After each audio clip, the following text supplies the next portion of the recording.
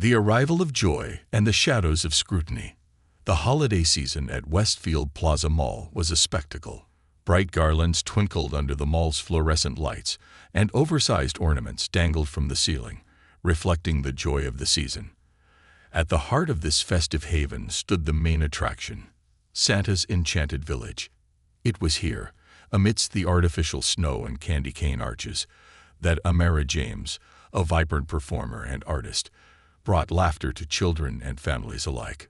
Amara was dressed as a Christmas elf, complete with a red and green costume adorned with jingling golden bells. Her dark skin glowed under the colorful lights, and her laughter resonated across the crowded hall. With a candy cane prop in one hand and a twinkle in her eye, she animatedly guided children to Santa's throne. "All right, little ones," Amara called out with a beaming smile. "Who's ready to meet Santa? I heard he's giving out the biggest candy canes today." Her words elicited squeals of delight. Parents exchanged smiles as they watched Amara crouch to the children's level, whispering something playful that made them burst into giggles. Her ability to captivate the crowd was unmatched, turning a routine shopping trip into an unforgettable holiday memory. But not everyone was charmed. From across the plaza, Officer Stephen Harper, a security officer with a stiff demeanor and an air of authority, observed the scene. His icy blue eyes narrowed as he watched Amara interact with the families. Stephen had a reputation for being strict, sometimes unreasonably so, and his personal biases often seeped into his judgments. Something about Amara's presence irked him, not her actions, but her confidence and the way she seemed to command attention. Amara felt his gaze before she saw him. She was used to being watched. Her charisma naturally drew eyes. But this was different. When she finally glanced toward the tall figure in the navy uniform, she noticed his arms crossed, his expression cold and calculating. She dismissed the discomfort with a mental shrug. It wasn't the first time someone had underestimated her. The day pressed on, and Amara continued her role with grace and humor. She painted smiles on children's faces with her antics and warmed the hearts of stressed-out parents. Yet, Officer Harper's gaze remained unyielding, his scrutiny as persistent as the carols playing over the loudspeakers. It was when Amara knelt beside a young boy to tie his shoelace, after his mother's gentle request, that Harper decided to make his move. "Excuse me, miss," Harper's voice boomed, cutting through the cheerful chatter like a sharp wind. The families around paused, their attention snapping to the scene. Amara straightened, the bells on her costume jingling softly as she turned to face him. "Yes, officer," she replied, her polite smile unwavering despite the sudden tension. "I need a word," Harper said, gesturing toward a quieter corner of the plaza. His tone wasn't a request, but a command. Amara hesitated, her stomach tightening. The eyes of parents and children lingered on her, their curiosity palpable. "Of course," she said, maintaining her composure. She followed Harper, her bells jingling faintly with each step. Behind her, murmurs began to ripple through the crowd. Harper led her to a spot near the oversized Christmas tree, far enough from the bustling crowd, but still visible to a few onlookers. The festive air felt stifling now, the distant hum of carols, a sharp contrast to the tension growing between them. "What seems to be the issue, officer?" Amara asked, her tone even yet firm. "We've had reports," Harper began, his arms crossing over his chest. His badge caught the twinkling lights from the tree. "About someone fitting your description behaving suspiciously around children." Amara blinked, the accusation hitting her like a sudden chill. "Suspiciously," she echoed, her voice carefully measured. "Yes," Harper continued, his tone firm. "Loitering too close to families, making people uncomfortable." A flicker of disbelief crossed Amara's face. She glanced back toward the families she'd entertained throughout the day, parents who had laughed, taken photos, and thanked her. Their expressions earlier had been of joy, not discomfort. "Officer," Amara began, choosing her words carefully, "I've been working here all day as part of Santa's enchanted village. I'm employed to entertain families and children. If anyone was uncomfortable, I'd expect them to have spoken to me directly, or to my employer. Harper's lip curled slightly in a smirk, the kind that hinted at superiority. Maybe you should explain why you're the only one receiving complaints, then. Amara's hands tightened around the candy cane prop she still held. She knew exactly what this was about. It wasn't her actions being questioned, it was her presence. Her resolve hardened, but she kept her voice calm. Would you like me to call my supervisor? I'm sure they can clarify my role here. That won't be necessary, Harper said sharply. I think it's best if we take this matter elsewhere, away from the crowd. By now, a few parents had drifted closer, their faces filled with concern. Among them was a mother who had watched Amara tie her son's shoe earlier. Her brows furrowed as she whispered to another parent, their gazes following the confrontation. As Harper gestured for Amara to follow him farther away, she noticed the growing interest from onlookers.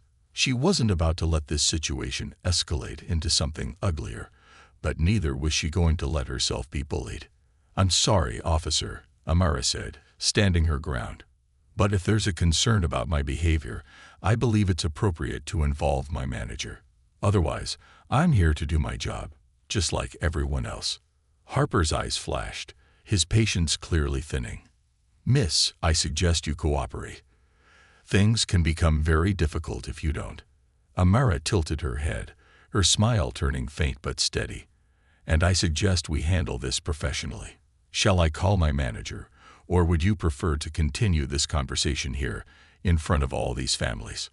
Her word hung in the air, a challenge disguised as civility. The murmurs from the nearby parents grew louder, a couple of them now pulling out their phones. Harper's jaw tightened as he glanced at the growing audience. This was not going as he had planned. A storm of assumptions. The mood in the mall shifted as the tension between Officer Harper and Amara became apparent. The crowd, which had been lively and cheerful, grew subdued as parents and shoppers turned their attention toward the unfolding scene. Phones were out now, recording the confrontation from different angles. Whispered conversations filled the air, accompanied by furtive glances and pointed gestures. Amara stood tall, her costume's jingling bells a faint echo against the growing quiet. Her warm brown eyes locked onto Harper's cold blue gaze. She refused to let his authority intimidate her. For years, she'd faced moments like this, subtle yet biting instances of being seen as out of place, as though her very presence needed justification. But this was different. This wasn't a side-eye or a muttered comment. This was public, loud, and unapologetic. Harper's face tightened, his annoyance building. He was not used to being challenged, especially not so publicly. Miss, he said, his tone sharp as the edge of a blade, this isn't a debate. I've received a report, and it's my job to investigate it. Now, if you can't leave. Received a report, Amara interrupted, her voice steady but louder now, enough to ensure the crowd could hear. And who made this report? What exactly did they say? Harper froze for a moment, clearly unprepared for her directness. He hesitated before responding. That information is confidential. Amara's lips curved into a faint, incredulous smile. Confidential. So let me get this straight.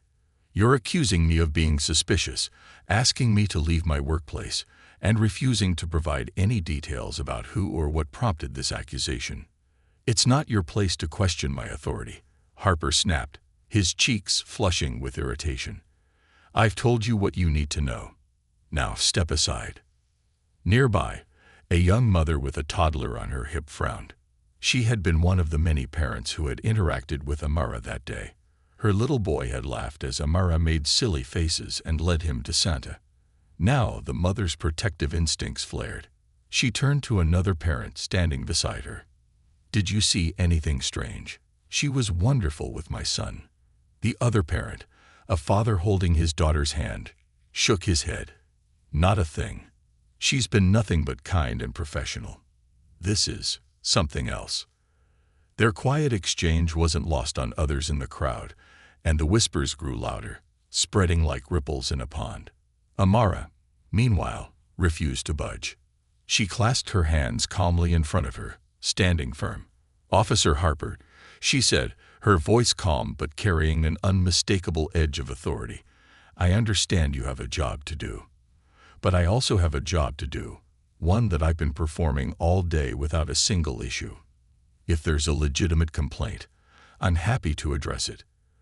But if not, I'd suggest you reconsider what you're doing here." The crowd murmured in agreement, their unease with the situation becoming more vocal. Harper shifted uncomfortably, his eyes darting to the phones aimed at him.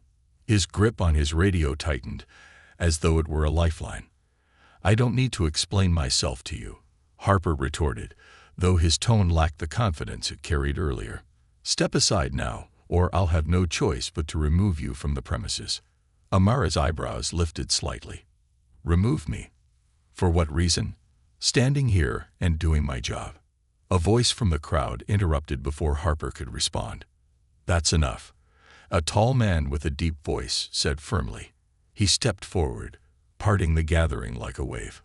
Marcus Grant, a well-known civil rights attorney in the community, had been quietly observing the interaction. His tailored navy suit and commanding presence contrasted sharply with Harper's increasingly defensive stance. Marcus gestured toward Harper, his sharp eyes narrowing. "I've been watching this for the past few minutes, and it's clear to me, and everyone else here, that this young woman is being harassed without cause." "This is none of your concern," Harper snapped, but Marcus held up a hand to stop him. "Oh, but it is," Marcus said smoothly.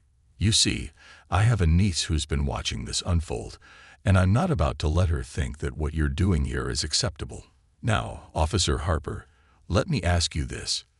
Do you have any evidence to support your claims, or are you simply acting on assumptions?" Harper stiffened, his lips pressing into a thin line. "I don't have to answer your questions." "No, you don't," Marcus conceded, his tone calm but cutting. "But if you don't, you're going to have a hard time explaining this to the mall management, or worse, the media." The tension in the air thickened, but Amara felt a small wave of relief at Marcus's intervention. Still, she didn't want to fade into the background of her own story. She took a step forward, her voice steady and clear.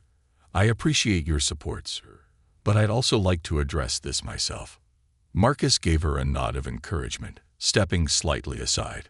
Amara turned back to Harper, her gaze unwavering.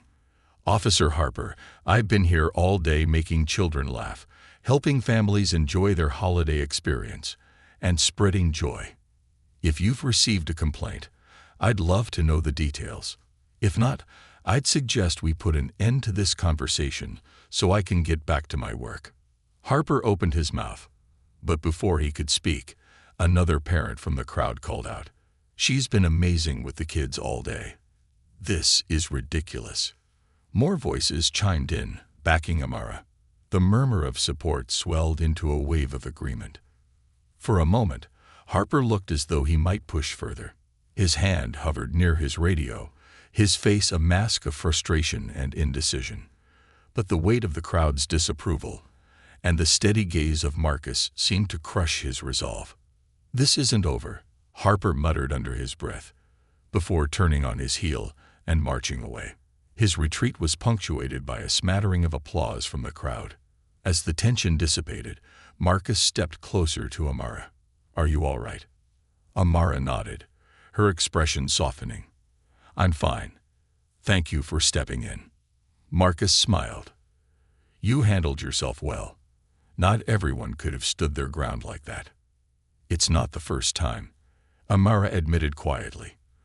"But that doesn't make it easier." "Well," Marcus said, his tone warm yet firm, "it might be the last time here. Because I'm going to make sure this situation is handled properly." Before Amara could respond, the crowd began to disperse, though a few parents approached to offer words of support. One mother handed her a cup of hot cocoa from a nearby kiosk.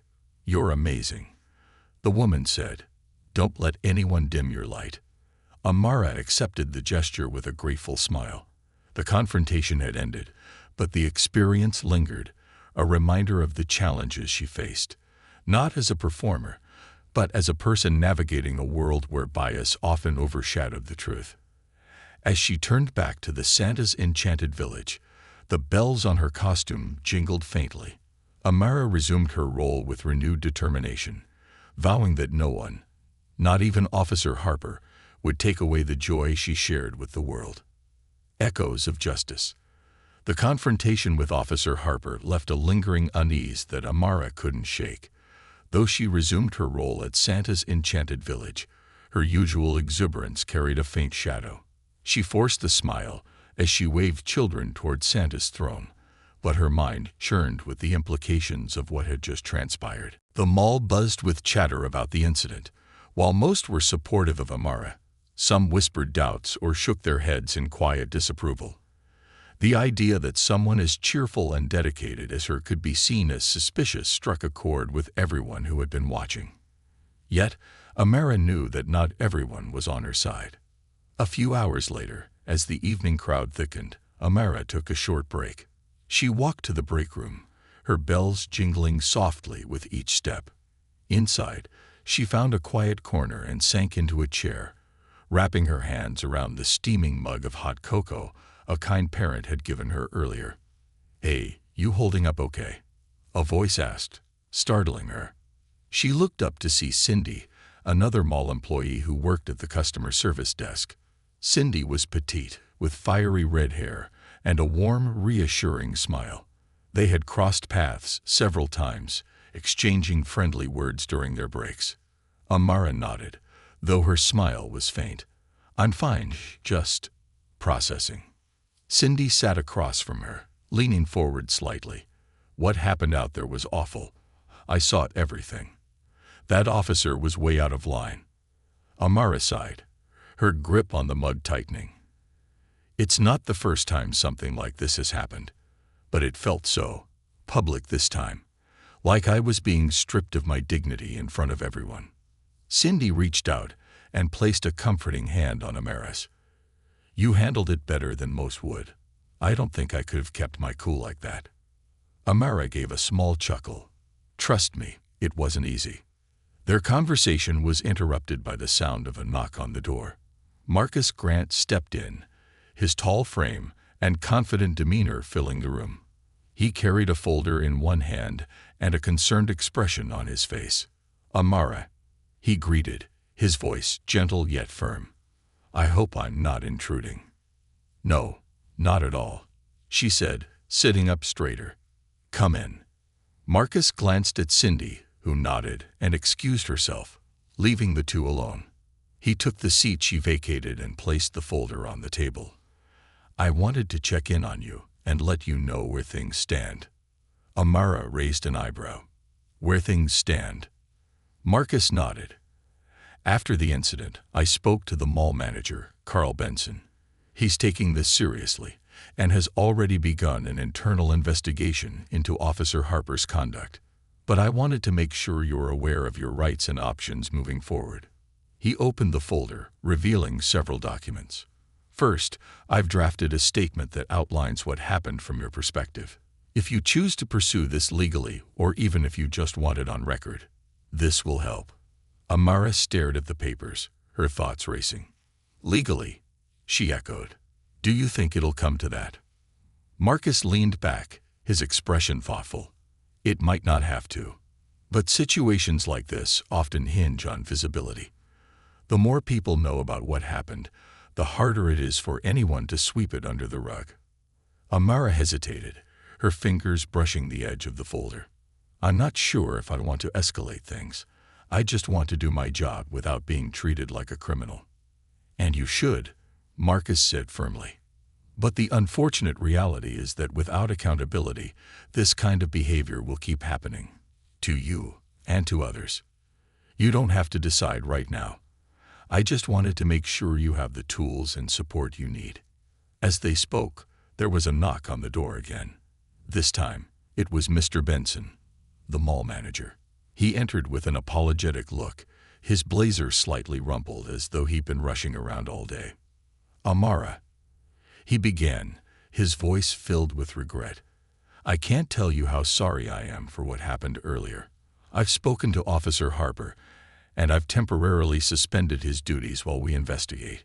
His behavior was unacceptable. Amara set her mug down and met his gaze. I appreciate that, Mr. Benson. But it's not just about him. It's about what this says to people like me, about how easy it is for someone to question my presence here without cause. Benson nodded solemnly. You're absolutely right. We're reviewing our policies to ensure this doesn't happen again. And I want you to know that we value you as an employee. You've brought so much joy to this mall. And it's clear from the outpouring of support from the community that people see that. Marcus chimed in. It's good to hear you're taking steps, Mr. Benson. But I hope this isn't just about damage control. This is an opportunity for real change. It is, Benson agreed. We've already reached out to diversity and inclusion consultants to help us implement better training for our staff, including our security team. And Amara, as a gesture of goodwill, we'd like to offer you a bonus for your exceptional work this season. Amara's eyes widened slightly.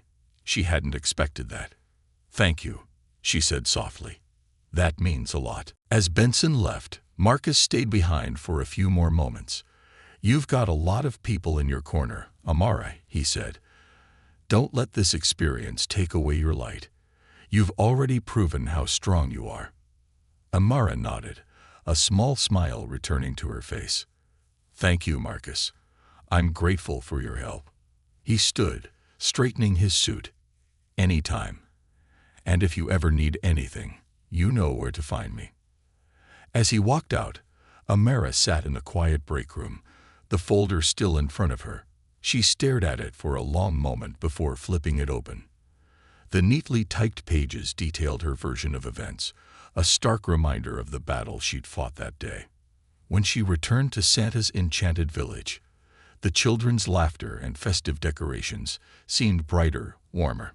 Parents greeted her with smiles, and a few even stopped to thank her for standing her ground earlier. Amara, a little girl exclaimed, running up to her with arms wide open. You're back. I was afraid you were gone. Amara knelt down, embracing the child gently. I'm not going anywhere, sweetheart. Don't worry. As the night went on, she performed with even greater enthusiasm, her spirit bolstered by the support she had received. Yet, deep down, she knew this was only the beginning of a larger conversation. A conversation about justice, dignity, and the strength it takes to stand tall in the face of prejudice. And she was ready for it. Standing tall amid the storm. The next morning, Amara returned to the mall earlier than usual, her costume jingling faintly with each step as she made her way to the Santa's enchanted village. The air carried a slight chill, and the usual bustling crowds hadn't yet filled the space. The quiet felt foreign but oddly comforting, a rare moment of calm before the day's events unfolded. As she approached the workshop, Amara noticed a small group of staff clustered near the oversized Christmas tree. They were murmuring among themselves, their expressions a mix of curiosity and concern. At the center of the group stood Mr. Benson, the mall manager, and Cindy from customer service. Both turned as Amara arrived, their faces brightening with relief. Amara, Cindy greeted, stepping forward. We're glad you're here. We were just talking about you. Amara raised an eyebrow, her smile cautious. Good things, I hope. Of course, Benson said, his tone warm but serious. There's been a lot of buzz since yesterday. People are talking about what happened. Employees, customers, even some local reporters. The mention of reporters made Amara pause. Reporters? You mean this has gone public? Cindy nodded, her expression tinged with both excitement and worry. Some of the people who were recording posted videos online. It's gone viral. The hashtag #ElfJustice is trending. Amara blinked, momentarily stunned. She hadn't expected the incident to gain so much traction. The thought of her face, her confrontation with Officer Harper, being scrutinized by thousands, if not millions, of strangers felt overwhelming. Benson seemed to sense her hesitation. Before you worry, let me assure you that the mall is standing firmly behind you. We've already issued a public statement condemning the officer's actions and emphasizing our commitment to diversity and inclusion. Amara crossed her arms, her bells jingling softly. And what about Harper? Has there been any progress with his investigation? Benson's expression darkened slightly. He's been placed on administrative leave while we conduct a thorough review. I'll be honest, he's been defensive, claiming he was just doing his job. But the evidence, including the videos, doesn't support his actions. Amara nodded, her resolve hardening. Good, because what happened yesterday wasn't just about me. It's about how people like me are treated in spaces like this. That's exactly why this conversation is so important, a familiar voice interjected. Amara turned to see Marcus Grant approaching, his stride confident and purposeful. He was dressed in a casual blazer and jeans today, but his presence was no less commanding. "Morning," Marcus greeted, giving her a nod. "I thought I'd stop by to check in. I figured things might be lively today." Lively was an understatement. By midday, the mall was buzzing not just with holiday shoppers, but with local reporters and curious visitors drawn by the viral videos. Several families approached Amara at Santa's enchanted village, their words of encouragement lifting her spirits. "My daughter insisted we come see you," one mother said with a smile, gesturing to a shy little girl clutching a stuffed reindeer. "She said you're her favorite elf and wanted to thank you for standing up for yourself." Amara crouched to the girl's level, her smile warm. "Thank you, sweetheart. It means a lot to hear that. And I love your reindeer. It's adorable." The girl giggled, and her mother snapped a quick photo. Similar interactions played out throughout the day, each one reminding Amara of the impact her actions had made. Yet, the weight of the situation lingered in the back of her mind. By late afternoon, the attention reached a crescendo when a local news crew arrived. Amara had just finished guiding a group of children to Santa's throne when a reporter approached her, microphone in hand. "Miss Stokes," the reporter began, her voice polished and professional, "your story has resonated with so many people. Would you mind sharing your thoughts on the events that unfolded here yesterday?" Amara hesitated, glancing toward Marcus, who stood nearby. He gave her a subtle nod, silently encouraging her to speak her truth. Taking a deep breath, Amara turned to the reporter. "Yesterday was difficult, but it was also a reminder of why it's so important to stand up for yourself and for others. I love my job because it allows me to bring joy to people, especially children. But joy shouldn't come at the cost of dignity." The reporter leaned in slightly, her interest clearly piqued. "What do you hope will come from all of this?" "I hope it sparks a conversation," Amara said firmly. "A conversation about bias, about how we treat people who look different from us, and about the kind of world we want to create for the next generation. This isn't just about one incident. It's about something much bigger." The reporter nodded, clearly impressed by Amara's composure and eloquence. "Thank you, Miss Stokes. Your words will undoubtedly inspire many." As the day wound down, Amara finally found a moment to herself. She sat on a bench near the workshop, her body weary but her mind buzzing with thoughts. The day's events had been a whirlwind, but she knew the real work was just beginning. Marcus joined her, sitting down with a relaxed sigh. "You handled that interview like a pro." Amara chuckled softly. "I wasn't sure what to say. I just spoke from the heart." "And that's what makes it powerful," Marcus replied. "People need to hear voices like yours, authentic, grounded, and unafraid to challenge the status quo." Amara glanced at him, her expression thoughtful. "Do you really think this will make a difference?" "I do," Marcus said without hesitation. "But it's not just about today or tomorrow. Change takes time, and it takes people like you who are willing to keep pushing, even when it's hard." Amara nodded, her resolve strengthening. She thought of the little girl with the stuffed reindeer, the parent who had thanked her, and the countless strangers who had reached out with messages of support. This wasn't just her fight. It was a shared fight for a better future. As the mall lights dimmed and the last shoppers trickled out, Amara stood and stretched, the bells on her costume jingling faintly. She wasn't sure what tomorrow would bring, but she knew one thing for certain: she wouldn't back down. Turning the tide. The following day dawned cold and crisp, the air outside the mall swirling with the scent of roasted chestnuts from nearby vendors. Inside, however, the energy was electric. The buzz surrounding Amara and the incident with Officer Harper had only grown. Social media hashtags like #ElfJustice and #StandWithAmara were trending nationally.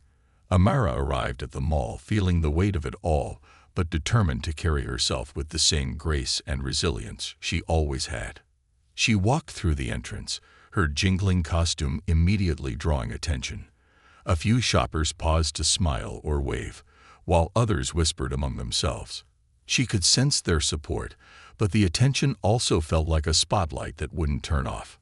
"Amara," Cindy called out, waving enthusiastically from the customer service desk.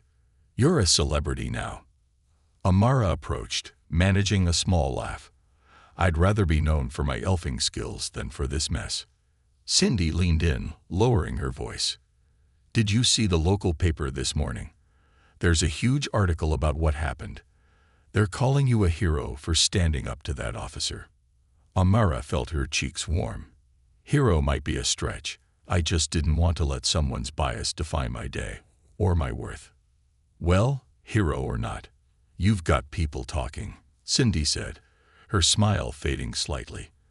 "But not everyone's happy about it." As Amara made her way toward Santa's enchanted village, she noticed something different. A few parents avoided making eye contact. Some whispered and quickly steered their children away. It was subtle but unmistakable, a sliver of doubt or discomfort that hadn't been there before. It stung. For every person cheering her on, there were others who had internalized Harper's narrative, who saw her not as an entertainer, but as a problem. Amara knew this wasn't unusual.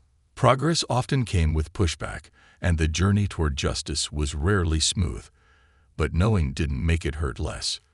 By mid-morning, a meeting had been called by the mall's management team. Amara, still in costume, sat in a small conference room with Mr. Benson, Marcus Grant, and a few other staff members. The mood was serious but supportive. "We've had a lot of feedback from the public since issuing our statement," Benson began, his hands folded neatly on the table. "Most of it has been positive, but there's also been criticism, some from customers, some from other employees." "Criticism?" Amara asked, arching an eyebrow. Benson nodded.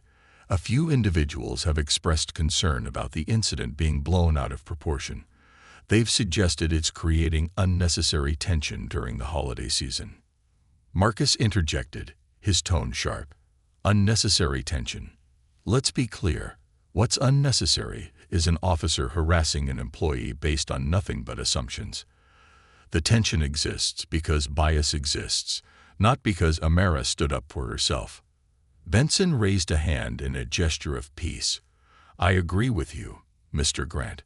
But as management, we have to balance these concerns while ensuring our employees feel safe and supported." Amara spoke up, her voice steady. "I understand that some people might feel uncomfortable, but what happened isn't something we can sweep under the rug. If this incident makes people reflect, even if it's uncomfortable, then maybe that's a good thing." Benson nodded thoughtfully. "We're implementing new training programs for all mall staff, starting with security. I also want you to know, Amara, that you have our full support. If there's anything you need, just say the word." The meeting ended with a sense of cautious optimism, but Amara knew the real work lay outside the walls of that conference room. As she returned to her station at Santa's enchanted village, she noticed a small crowd gathering. The local activist group had arrived, holding signs that read "Justice for Amara" and "No place for bias." Amara stepped closer, unsure of how to react. One of the organizers, a tall woman with braids and a warm smile, approached her. "Amara, right?" the woman asked, extending a hand. "I'm Denise. We've been following your story, and we wanted to show our support." Amara shook her hand, feeling a mix of gratitude and trepidation. "Thank you. I appreciate it, but I'm just trying to do my job." "And you're doing it beautifully," Denise said. "But what happened to you is part of a much bigger issue. We're here to stand with you, not just for what happened yesterday, but for what it represents."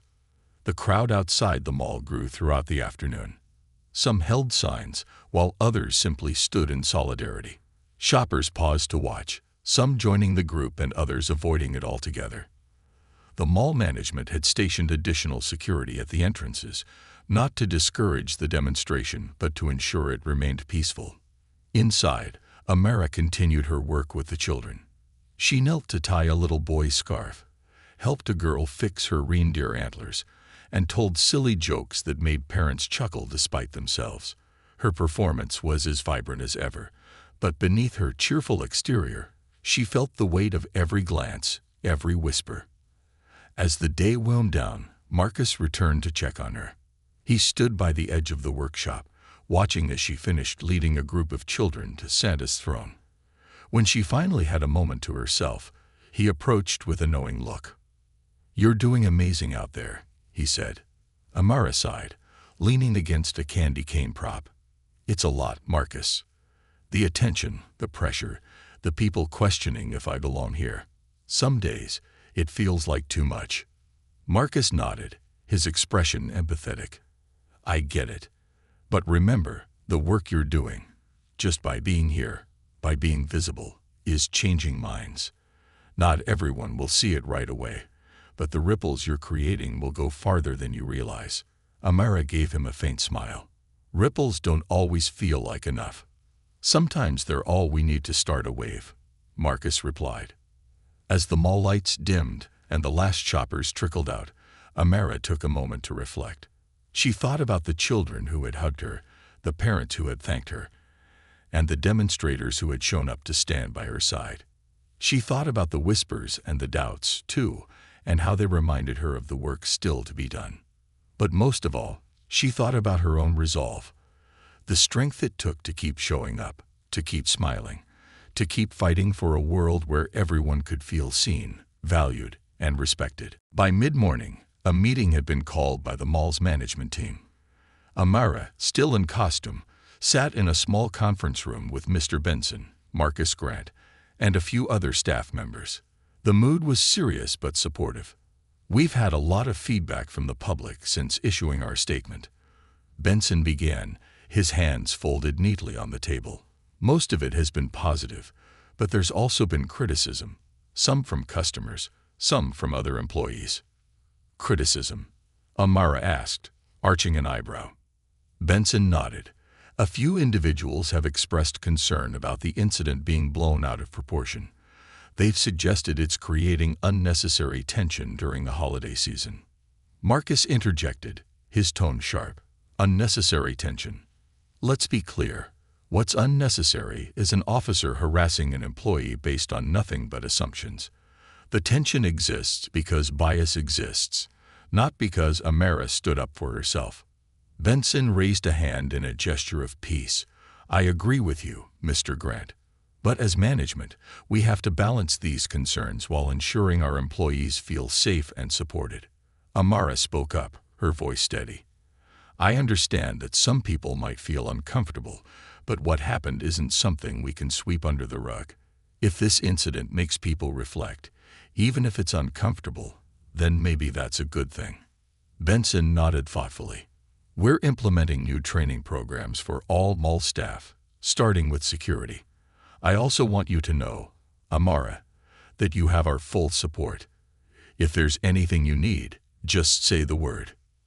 The meeting ended with a sense of cautious optimism, but Amara knew the real work lay outside the walls of that conference room. As she returned to her station at Santa's Enchanted Village, she noticed a small crowd gathering. The local activist group had arrived, holding signs that read "Justice for Amara" and "No place for bias." Amara stepped closer, unsure of how to react. One of the organizers, a tall woman with braids and a warm smile, approached her. "Amara, right?" the woman asked, extending a hand. "I'm Denise. We've been following your story, and we wanted to show our support." Amara shook her hand, feeling a mix of gratitude and trepidation. "Thank you. I appreciate it, but I'm just trying to do my job." "And you're doing it beautifully," Denise said. "But what happened to you is part of a much bigger issue. We're here to stand with you, not just for what happened yesterday, but for what it represents." The crowd outside the mall grew throughout the afternoon. Some held signs, while others simply stood in solidarity. Shoppers paused to watch, some joining the group and others avoiding it altogether. The mall management had stationed additional security at the entrances, not to discourage the demonstration, but to ensure it remained peaceful. Inside, Amara continued her work with the children. She knelt to tie a little boy's scarf, helped a girl fix her reindeer antlers, and told silly jokes that made parents chuckle despite themselves. Her performance was as vibrant as ever, but beneath her cheerful exterior, she felt the weight of every glance, every whisper. As the day wound down, Marcus returned to check on her. He stood by the edge of the workshop, watching as she finished leading a group of children to Santa's throne. When she finally had a moment to herself, he approached with a knowing look. "You're doing amazing out there," he said. Amara sighed, leaning against a candy cane prop. "It's a lot, Marcus. The attention, the pressure, the people questioning if I belong here. Some days, it feels like too much." Marcus nodded, his expression empathetic. "I get it. But remember, the work you're doing, just by being here, by being visible, is changing minds. Not everyone will see it right away, but the ripples you're creating will go farther than you realize." Amara gave him a faint smile. "Ripples don't always feel like enough. Sometimes they're all we need to start a wave," Marcus replied. As the mall lights dimmed and the last shoppers trickled out, Amara took a moment to reflect. She thought about the children who had hugged her, the parents who had thanked her, and the demonstrators who had shown up to stand by her side. She thought about the whispers and the doubts, too, and how they reminded her of the work still to be done. But most of all, she thought about her own resolve, the strength it took to keep showing up, to keep smiling, to keep fighting for a world where everyone could feel seen, valued, and respected. Amara straightened, the bells on her costume jingling softly. She wasn't just an elf in Santa's workshop. She was a symbol of resilience, a reminder that even in the face of bias and adversity, standing tall could turn the tide. A season of transformation. The evening air was crisp as the crowd outside the mall dispersed, their signs lowered but their spirits high. Inside, the festive decorations glowed warmly, casting a soft light over the now quiet Santa's enchanted village. Amara lingered near the oversized Christmas tree. Her shift officially over, but her mind far from resting.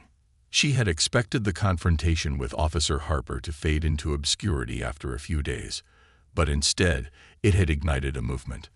The messages of support, the protests, and even the critical whispers had become a whirlwind around her. Yet, amidst it all, she had remained steady, her presence in the mall as cheerful and resilient as ever. Tonight, though, she needed a moment to herself. As she sank onto a nearby bench, the jingling of her costume bells a faint echo in the vast space, she thought about what this season had meant. It had started like any other, joyful and busy, filled with the laughter of children and the buzz of holiday preparations. But it had transformed into something much more significant, a testament to the power of standing up for oneself and the rippling effects of that courage. Her reflection was interrupted by the sound of footsteps. Looking up, she saw Marcus Grant approaching, a warm smile softening his usually serious demeanor. He held a steaming cup of hot cocoa, which he handed to her as he sat down. "Thought you could use this," he said, his tone light but kind. Amara took the cup gratefully, letting the warmth seep into her hands. "Thank you.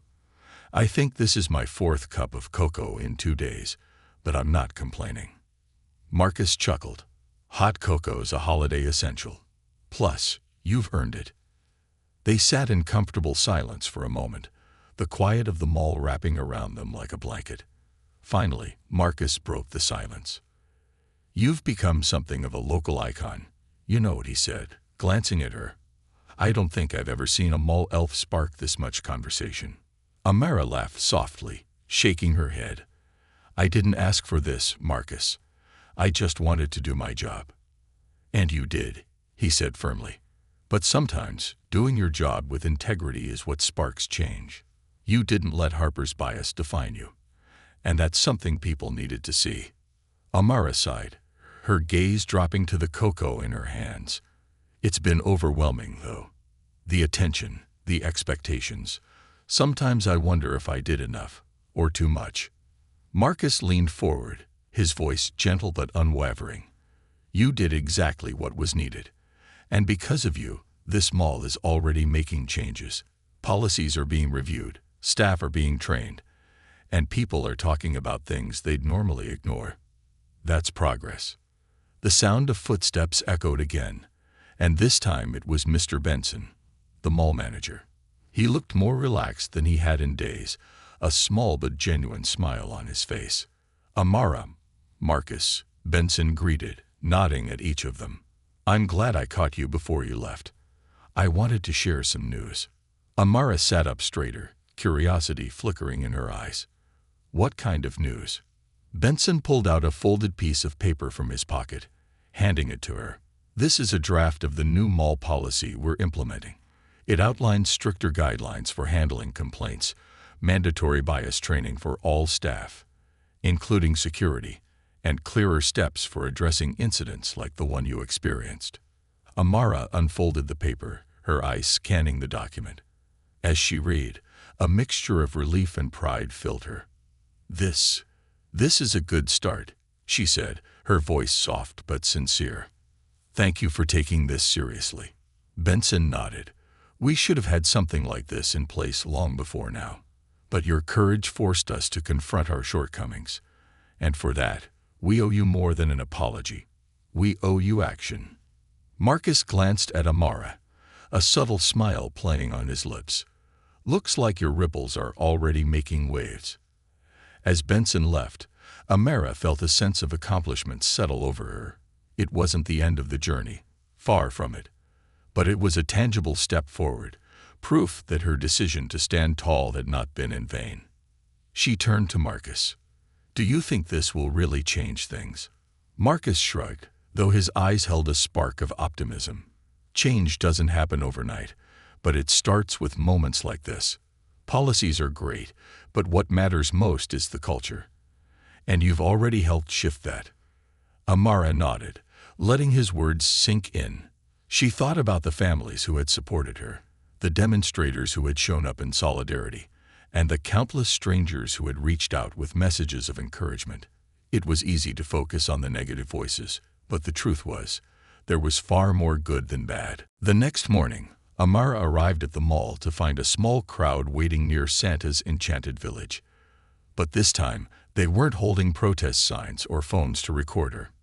Instead, they held thank you cards, handwritten notes, and small gifts wrapped in festive paper. One by one, they approached her.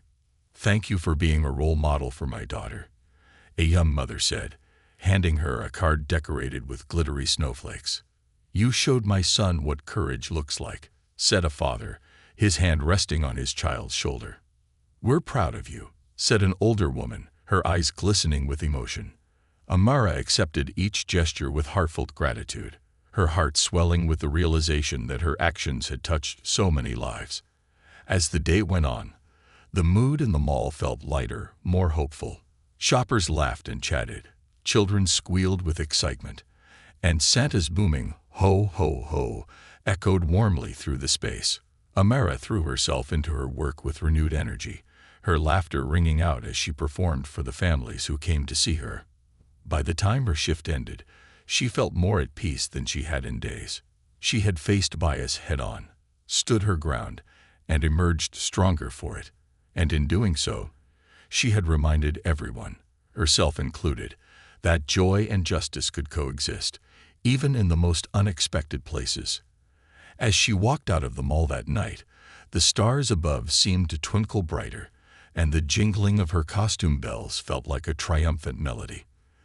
The season of transformation wasn't just for the mall. It was for her too. Amara had found her voice, her strength, and her purpose, and she was ready to carry them forward into whatever came next. Amara stepped out into the brisk evening air, the twinkling mall lights casting a soft glow over the parking lot. She stopped for a moment, breathing deeply as the weight of the last few days finally began to lift. The cold nipped at her cheeks, but there was a warmth in her chest that kept her grounded, a sense of accomplishment, of purpose. As she walked toward her car, a familiar voice called out behind her, "Miss Stokes." Amara turned to see Marcus jogging toward her, a folder tucked under his arm. He slowed as he reached her, his breath visible in the cool air. "Sorry to catch you on your way out," he said, adjusting his scarf. "But there's something I thought you should see." Amara tilted her head, curiosity piqued. "More paperwork?" "Not exactly," Marcus said with a small smile, handing her the folder. "It's a collection of messages. People from the community, parents, even some of the mall staff, wanted to share how much your actions have meant to them." Amara opened the folder, her eyes scanning the handwritten notes and printed emails. Each one carried words of gratitude, admiration, and encouragement. "Thank you for standing up for yourself. It gives me hope for my kids. Your courage inspired me to speak out at my own workplace. You reminded us all of what the holiday season is really about: kindness, fairness, and standing together." Her throat tightened as she read. She had braced herself for backlash, but these messages reminded her that her actions had sparked something positive, something lasting. "These are incredible," she said softly, her voice laced with emotion. Marcus nodded. "They're proof that what you did mattered, and it's just the beginning." They walked to her car together, their steps crunching against the frosty pavement. As they reached the vehicle, Marcus paused, his expression thoughtful. "Amara," he began, "I hope you know how rare it is to see someone handle a situation like this with as much grace and strength as you did. Most people would have let fear or anger take over, but you showed everyone what dignity looks like." Amara smiled, her breath fogging in the cold air.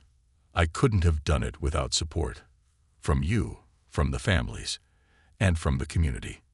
"Still," Marcus said, "it takes a special kind of courage to do what you did. Don't forget that." She nodded, letting his words settle in her heart. "Thank you, Marcus, for everything." He gave her a warm smile and a nod before stepping back. "Drive safe, Amara, and if you ever need anything, you know where to find me." As she drove home, the city lights blurred softly in the distance. Her mind replayed the events of the past few days, not with the heaviness of before, but with a sense of closure. She had faced injustice head-on, stood firm in her truth, and emerged stronger for it. When she reached her apartment, the cozy warmth of her home welcomed her. She set the folder of messages on her kitchen table and poured herself a cup of tea. As she sat down, her eyes drifted to the holiday decorations she had put up weeks ago. A small tree, twinkling lights, and a garland draped across the windowsill. The room felt more meaningful now, a reflection of the resilience and joy she had worked so hard to preserve. Amara reached for her phone, opening a message she had been drafting in her mind all day. It was a thank you post, one she wanted to share with the growing community rallying behind her. "To everyone who has reached out, supported me, and stood by my side, thank you. These past few days have been challenging, but your kindness and encouragement have reminded me that standing up for what's right is always worth it. This season, let's all commit to spreading joy, fairness, and understanding, not just during the holidays, but every day. Together, we can create the change we want to see." She hit send, watching as the post went live, and notifications began to flood in. Amara leaned back in her chair, a small smile tugging at her lips. The journey wasn't over, but she felt ready for whatever came next. That night, as snowflakes began to fall outside her window, Amara climbed into bed with a sense of peace she hadn't felt in days. The jingling of her costume bells still echoed faintly in her mind, a reminder of the strength she had discovered within herself. The holiday season wasn't just about gifts and decorations. It was about transformation, about finding light in the darkness and sharing it with the world. And that's exactly what Amara intended to keep doing.